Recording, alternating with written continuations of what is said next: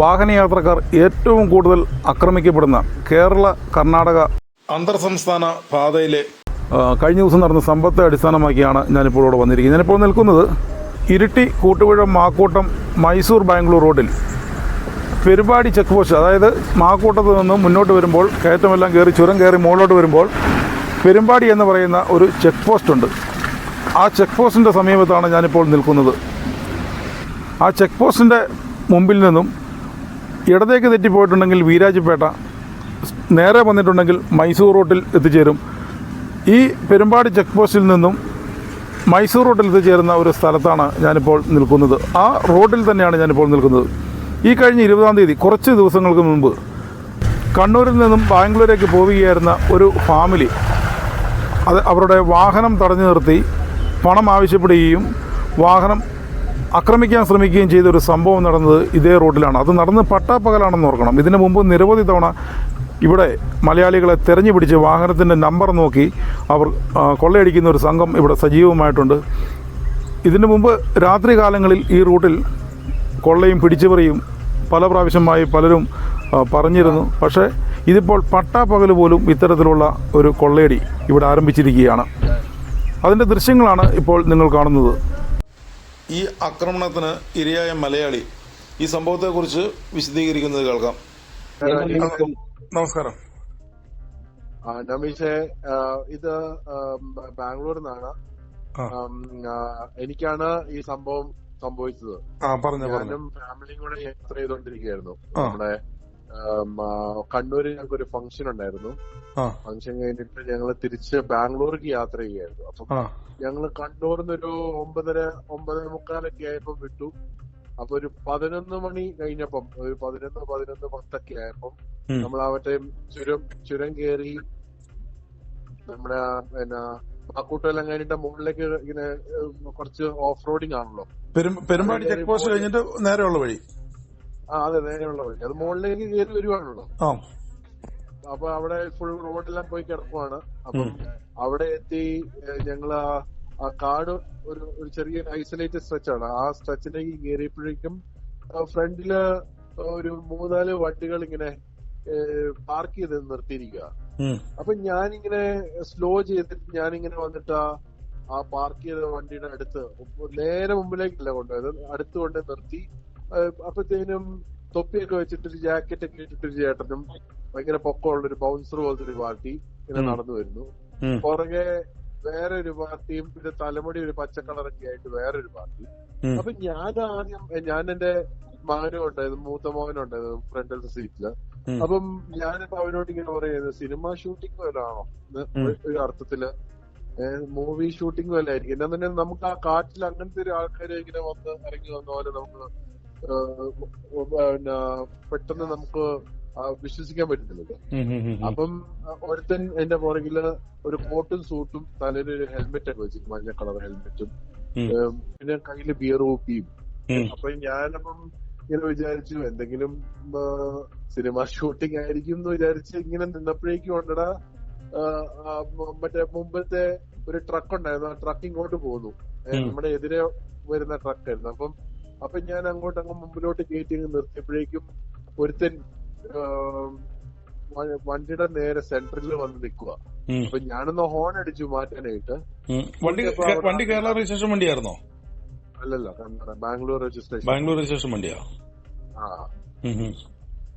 എന്നിട്ട് പുള്ളി നേരെ നമ്മുടെ വണ്ടിയുടെ മുമ്പിൽ നിൽക്കുക, അനങ്ങാതെ. ഹോൺ അടിച്ചിട്ടും അനങ്ങാതെ ഇങ്ങനെ ഒരു ചെറിയ ഓഫായി ഇങ്ങനെ കഞ്ചാവൊക്കെ വലിയ ചെയ്ത് ചെയ്ത പാർട്ടിയാന്ന് തോന്നുന്നു.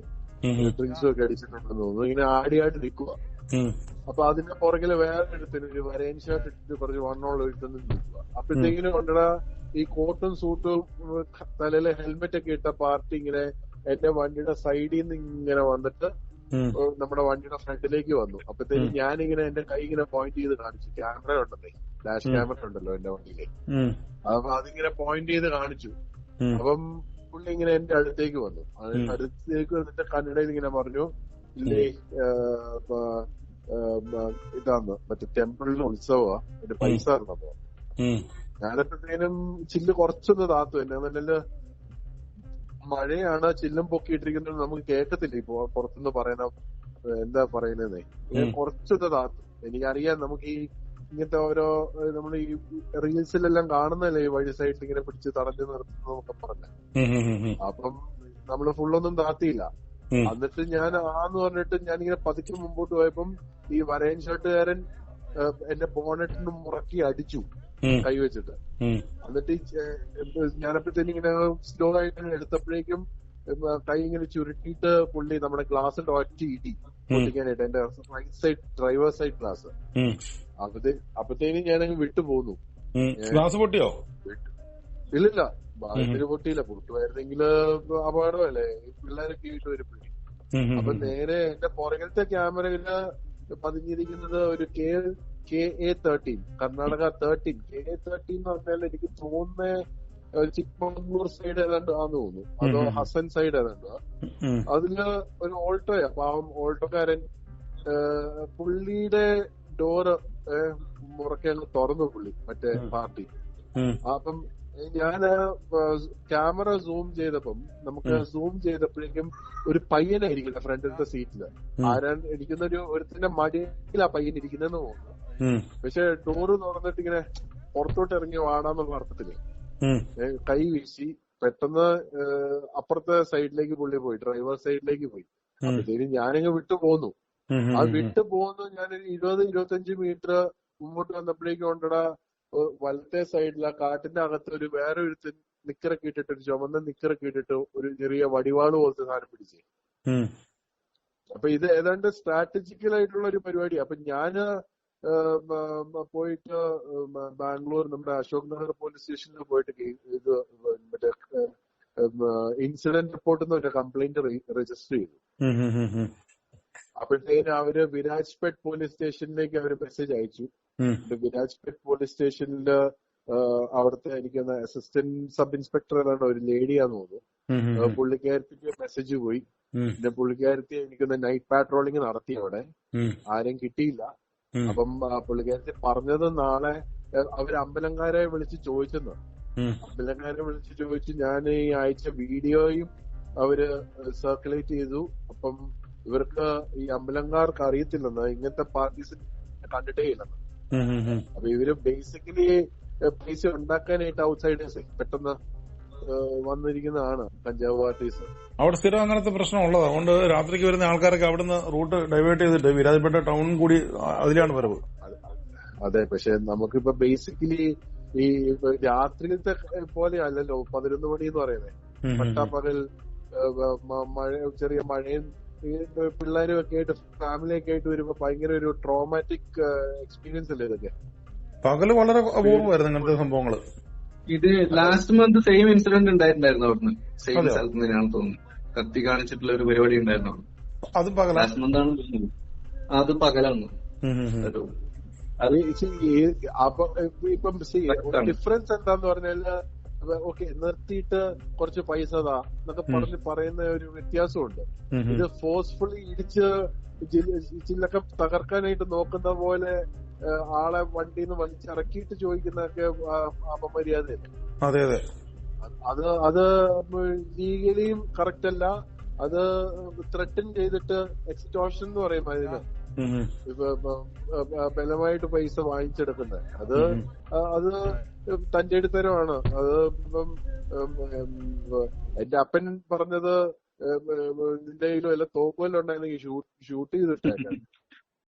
പ്രധാനമായും കണ്ണൂർ ജില്ലയിൽ നിന്നും ബാംഗ്ലൂരേക്കും മൈസൂരേക്കും കർണാടകത്തിൻ്റെ പല ഭാഗങ്ങളിലേക്കും എത്തിച്ചേരുന്നതിന് വേണ്ടി ഏറ്റവും എളുപ്പമായതും അനുയോജ്യമായതുമായ ഒരു റോഡാണ് ഇപ്പോൾ ഈ കാണുന്ന കൂട്ടുപുഴ മാക്കൂട്ടം റോഡ്.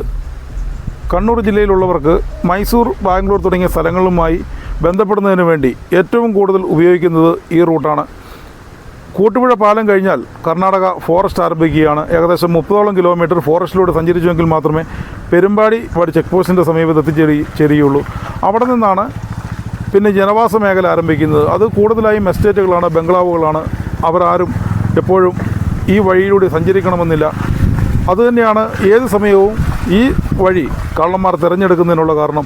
പകൽ സമയങ്ങളിൽ പോലും ഇതുവഴിയുള്ള യാത്ര വളരെ ബുദ്ധിമുട്ടായിരിക്കുന്ന ഒരു അവസ്ഥയാണ് ഇപ്പോൾ ഉള്ളത്. പോലീസിൻ്റെ പട്രോളിംഗ് വിരാജ്പേട്ട പോലീസ് സ്റ്റേഷൻ പരിധിയിലാണ് ഈ സ്ഥലവും വരുന്നത്. വിരാജ്പേട്ട പോലീസിൻ്റെ പട്രോളിങ്ങും ഈ റൂട്ടിൽ വളരെ കുറവാണ്. രാത്രി കാലങ്ങളിൽ ഇതുവഴി സഞ്ചരിക്കുവാൻ തന്നെ ഇപ്പോൾ ആൾക്കാർക്ക് ഭയമാണ്.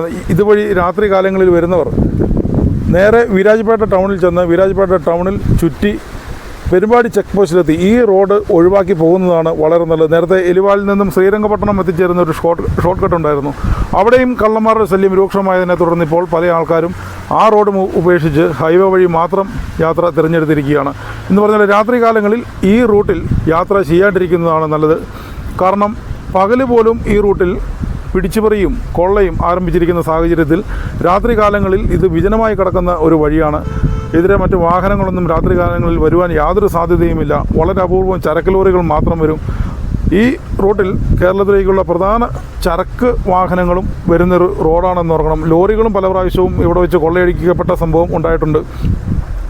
ഈ റോഡ് ഒഴിവാക്കി വിരാജ്പേട്ട ടൗൺ ചുറ്റി പെരുമ്പാടി ചെക്ക് പോസ്റ്റിലെത്തി മാക്കൂട്ടം കൂട്ടുപുഴ ഇരിട്ടി എത്തിച്ചേരുന്നതാണ് എന്തുകൊണ്ടും വാഹനയാത്രക്കാർക്ക് ജീവനും സ്വത്തിനും സുരക്ഷിതത്വം എന്നാണ് എനിക്ക് പറയുവാനുള്ളത്. ഞാൻ ഈ സംഭവം അറിഞ്ഞതിൻ്റെ അടിസ്ഥാനത്തിലാണ് ഞാനിവിടെ ഈ സ്ഥലം നേരിട്ടൊന്ന് കാണുന്നുണ്ട്. ഞാൻ പല പ്രാവശ്യം ഇതുവഴി പോയിട്ടുണ്ട്.